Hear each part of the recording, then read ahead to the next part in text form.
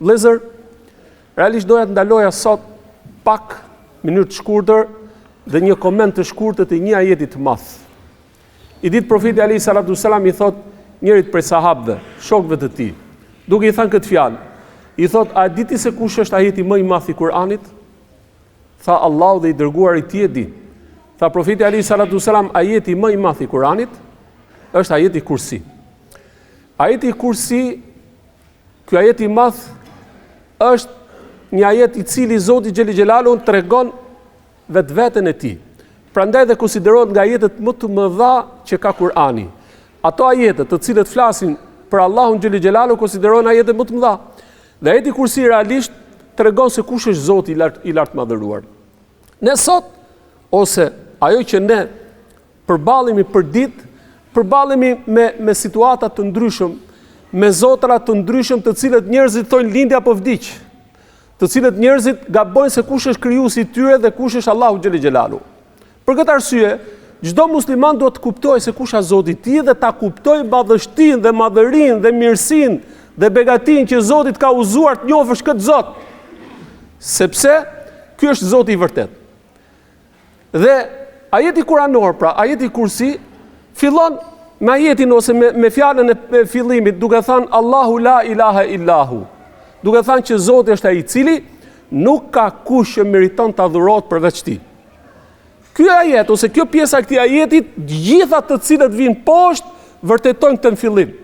Ai meriton të adhurohet.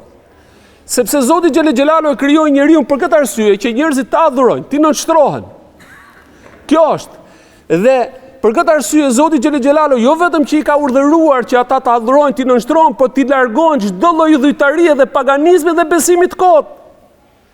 Dhe thot Zoti xhel xhelalu në këtë ajet kuranor, kush është Allahu? Thot Allahu la ilaha illahu, Zoti është ai i cili nuk ka kush që meriton të adhurohet përveç tij. Po pse? Ktu vin ajo domethënia se kush është Allahu xhel xhelalu. Vazhdon dhe thot: El hayyul qayyum. Allahu është i gjalli të përjetshmit, mbajtësi të gjithë shkaje. Pra Allahu është i gjalli.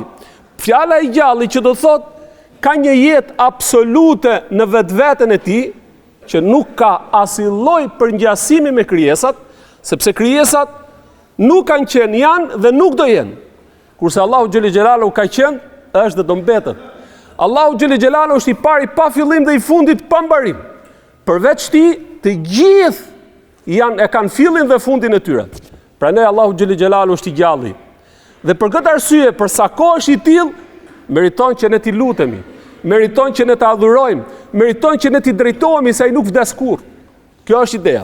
Dhe vazhdon ajeti kuranor dhe thot Zoti xhel xhelaluhu, thot El Qayyum, mbajtësi i gjithçkaje. Allahu xhel xhelalu mban çdo gjë. E para mban vetveten e tij dhe s'ka nevojë për askënd dhe ndihmën e askujt. Dhe e dyta mban të gjithë krijesat që ne jemi sot. Gjithë këtë galaktik, gjithë këtë univers, çdo krijesë, Allahu xhel xhelalu është ai i cili i mban. Dhe jo vetëm që i mban, Allahu xhel xhelalu i mban që do thot i menaxhon në mënyrën më absolute dhe s'ka nevojë për ndihmën e askujt. Sepse Allahu xhel xhelalu është ai i cili i vendos për çdo gjë për krijesat e tij. Prandaj dhe për sa kohë është mbajtësi i gjithçkaje, do thotë që neve na detyron që ne t'i nënshtrohemi dhe ta adhurojmë vetëm të, sepse ai është kompetent. Dhe vazhdon ajeti kuranor dhe Allahu xhel xhelalu thot: La ta'khudhuhu sinatun wala nawm. Zoti xhel xhelalu nuk e kap, thot Allahu xhel xhelalu thot, atë nuk e ka plon. As dremitja dhe as gjumi, pra as kotja dhe as gjumi. Zoti xhel xhelalu nuk njeh kotje dhe as nuk njeh gjum. Se nëse Zoti do kishte kotje dhe gjum, do thot nuk është Zot. Dhe për këtë arsye Zoti xhel xhelalu është i vëmendshëm për çdo krijesë, për fatin e tyre dhe për çdo gjë që ndodh me ta. Për çdo lutje që ato bëjnë, mos mendo se Zoti nuk ngjan. Jo, e ngjan. E di situatën tatë dhe e di se çfarë po ndodh. Ky është Zoti xhel xhelalu, që nuk flet, nuk e ka pas kotja. Ky është Zoti. Pra ne thot profeti alayhi salatu sallam në hadith, thot vërtet Allah nuk flet dhe nuk i ka hije madhërisë së tij të flej. Kurr, se Allah nuk lodhet. Allah nuk i ngjan krijesave. Ky është Zoti xhel xhelalu. Se imagjinoje nëse Zoti i lartë madhëruar do ta kapte kotja dhe do të humbte vëmendjen nga krijesat, çdo gjë prishet. Po Allahu xhelel xhelalu nuk është si krijesat. Për këtë arsye, ky ajet është i madh dhe thot Zoti xhelel xhelalu la ta'khudhuhu sinatun wala nawm. Atë se kap as kotja, pra dremitja dhe as gjumi. I lartë madhëruar është Allahu xhelel xhelalu. Për këtë arsye, na tregon neve se është i vetmi i cili meriton të adhurojmë dhe t'i drejtohemi. Vazhdon ajeti kuranor dhe Zoti xhelel xhelalu po tregon për sundimin dhe fuqinë e tij absolute dhe për pushtetin e tij absolut. Dhe thot Zoti xhelel xhelaluhu lahu mulku samawati wal ard. Pra Allahu xhelel xhelaluhu thot atij i përket gjithçka që gjendet në qiell dhe gjithçka që gjendet në tokë. Në këtë ajet kuranor, Allahu xhelel xhelaluhu po tregon se Zoti thot çdo gjë që ndodhet në qiell dhe në tokë i përket vetëm atij. S'ka kush dhe as kush nuk mund ta posedoj mbretërinë, pra sundimin që ndodhet në qiell dhe në tokë përveç ke Zoti xhelel xhelaluhu. Dhe Allahu xhelel xhelaluhu po na tregon se Allahu është ai i cili posedon çdo gjë që ndodhet në qiell dhe në tokë. Prandaj në një ajet tjetër kuranor thot thuaj o Muhammed, kujt të gjithë atyre të cilët nuk besojnë. Thirrini ata që i hynizojnë krahas Allahut, pra që i bëjnë si zotra përveç Allahu xhelel xhelaluhu. Ata, thot Zoti, nuk kanë pushtet as sa pesha e një thërmie.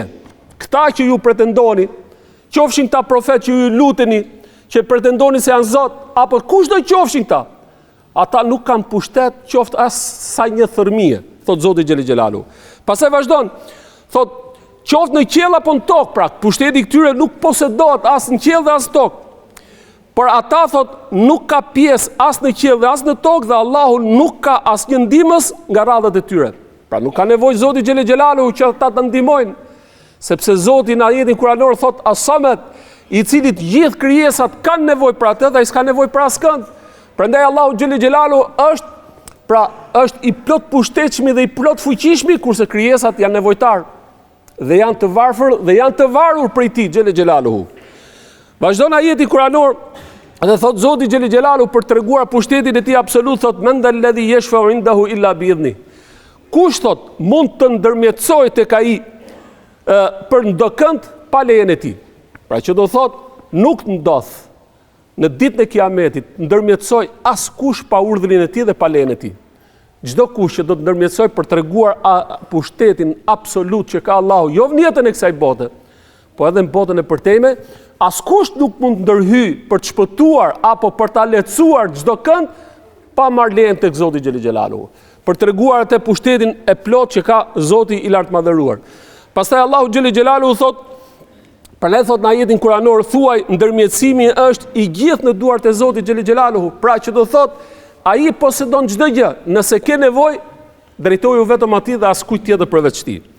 Vazhdon ajeti kuranor dhe thot Allahu xhelel xhelaluhu për treguar se kush është Zoti, thot ya'lamu ma baina aydihim wa ma khalfahum.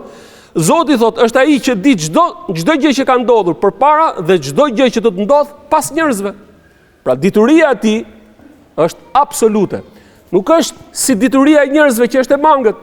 Dhe as nuk është dituria e tij që kur ndodh e merr vesh. Jo, Allahu e din çfarë ka ndodh, çfarë po ndodh dhe çfarë do të ndodhi. Allahu xhelel xhelaluhu edhe nëse nuk ndodh, nëse do të ekzistonte X krijesë, si do të ndodhte me të? Pra dituria e tij është absolute. Prandaj Allahu xhelel xhelaluhu na tregon neve që Zoti i ka në mbikëqyrje dhe dituria e tij ka përfshirë çdo gjë dhe çdo krijesë, që do të thotë ti nuk mundesh dot ti shmangesh dhe ti fshihesh dot diturisë apo njohurisë së Zotit xhelel xhelaluhu, sepse ai din çdo veprim tëndin, çdo fjalë tëndin, pra është ne jemi të rrethuar nga vëzhgimi që Allahu xhelel xhelaluhu ka për ne. Prandaj Allahu në një ajet kuranor thot, si të mos di ai që ka krijuar gjithçka. Pra Allahu jo vetëm i krijoi, po i di dhe çdo gjë që ato veprojnë. Se ky është kuptimi i fjalës Zot, që jo vetëm ta krijosh, po ta menaxhosh, ta di se çfarë po ndodh, ti japësh furnizimin, pra ti vesh decakun, fillimin dhe fundin. Pra Zoti xhelel xhelaluhu është ai i cili e ka këtë. Prandaj thot Zoti, si të mos di ai, pra Allahu që ka krijuar gjithçka. Kur ai njeh çdo gjë me imtësi dhe është i gjithë informuari. Pra Allahu xhelel xhelaluhu çdo gjë e di me imtësi. Prandaj dhe ky është Allahu xhelel xhelaluhu. Për këtë arsye, për sa kohë Zoti i lartë madhëruar është ai i cili di çdo gjë, do thot se njeriu Pra besimtari me logjikën e shëndosh e kupton që është i vetmi i cili meriton adhurimin, nënshtrimin dhe përuljen. Prandaj Allahu xhelle xhelalu kur na thot në këtë ajet pra wala yuhituna bi shay'in min ilmihi illa bima sha, thot kurse ata nuk mund të përvetësojnë asgjë nga dituria e tij përveç aq sa ai dëshiron. Allahu xhelle xhelalu thot për krijesat që krijesat nuk munden kur të dinë përveç aq sa Zoti i lartë madhëruar i ka dashur t'ia japi atyne. S'ka kush që të arrit diturinë e Allahu xhelle xhelalu. Do thot që njerëzit më i dituri që ka arrit diturinë më të madhe, Allahu i lartë madhëruar ka dashur ai kaq deri këtu të shkojë dituria e tij. Se është Zoti ai i cili ja jep informimin apo diturinë krijesave të tij me një të caktuar. Prandaj Allahu xhelle xhelalu po na tregon në këtë ajet kuranor gjithashtu pushtetin e tij absolut kur na thot se kurse ata nuk mund të përveçsojnë asgjë nga dituria e tij përveç aq sa ai dëshiron. Prandaj krijesat aq marrin sa Allahu xhelle xhelaluhu dëshiron t'u japi atyre. Prandaj thot në një ajet kuranor kur Allahu xhelle xhelaluhu thot për diturinë që posedojnë krijesat, thot dhe Allahu nuk i ka dhënë nga dituria e tij atyre vetëm se pak. Pra njerëzit din aq sa Zoti xhelle xhelaluhu dëshiron t'u japi atyre. Pra tregon se Allahu është ai i cili meriton adhurimin dhe meriton nënshtrimin. Vazhdon ajeti dhe thot Zoti xhelle xhelaluhu wasi'a kursihu samawati wal ard. Thot kursia e tij shtrihet mbi qiell dhe tokën. Pra Allahu xhelle xhelaluhu po tregon pushtetin e tij absolut që nuk ka kush si ky. Kursia e Zotit ka përfshi qiellin dhe tokën. Na tregon një hadith tjetër më qartë. Profeti alayhi salatu wasalam kur thot kush është kursia? Thot kursia 7 qiell dhe 7 toka. Para kursisë së Zotit është si ajo naza e hudhur me shkretir. Imagjinoj gjithë kjo galaktik që ne shohim sot, që këto shkenca thot nga një planet për të shkuar në një planet tjetër do mijëra vite, e gjithë kjo ndodhet poshtë qiellit parë. Dhe qielli i parë, qielli i dytë ka mbuluar dhe ka rrethuar qiellin e parë, dhe qielli i tretë, dytin dhe të parin, dhe i katërt kështu me radhë, dhe thot profeti alayhi salatu wasalam nga kjo dynja për të shkuar qiellin e 7 do 7500 vite. Diferencë e madhe. Dhe thot profeti alayhi salatu wasalam këto 7 qiell, që janë gjigant, dhe 7 toka, para kursiut të Zotit, këto 7 qiell si ajo naza hudhën shkretir. Shkretia pafund dhe unaza nuk dihet më ku është. Dhe thot profeti alayhi salatu wasalam, ç'është kursi? 7 qiell dhe 7 toka para fronit të Zotit, para arshit të Zotit, prapë si ajo naza hudhën shkretir.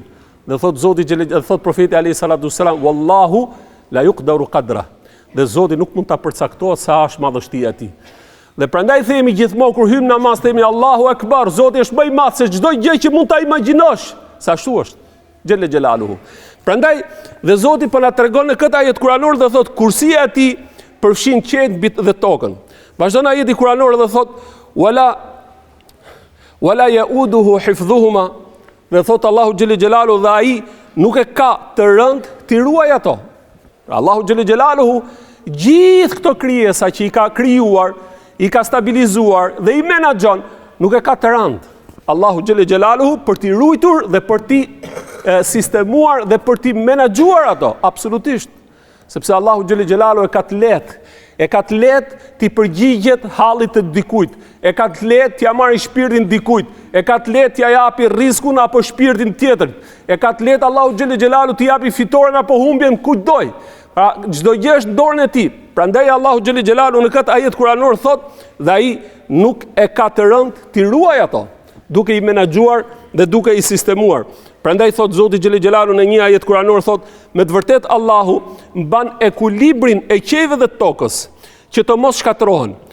Kur ata nisin të shkatërrohen, askush nuk mund t'i mbrojë ato posti me të vërtet Allahu xhelle xhelaluhu është i butë dhe falës i gjunaheve.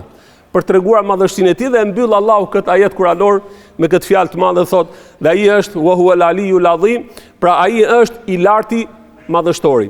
Zoti xhelle xhelaluhu është i larti, pra që do thotë është lart mbi 7 qiell, është lart mbi fronin e tij, është lart dhe prandaj ne themi që Allahu xhelle xhelaluhu është lart me qenien e tij. Prandaj dhe kur i lutemi ngrejmë durët lart tek Zoti xhelle xhelaluhu. Dhe vetë Zoti e ka pohuar se Zoti është lart, kurse është në çdo vend me dijen e tij, është çdo vend me vëmendjen e tij, me shikimin e tij, me dëgjimin e tij. kurse me qenin e tij është lart xhel xhelaluhu dhe nuk ka logjik që Zoti të shkrihet dhe të bëhet me krijesat absolutisht.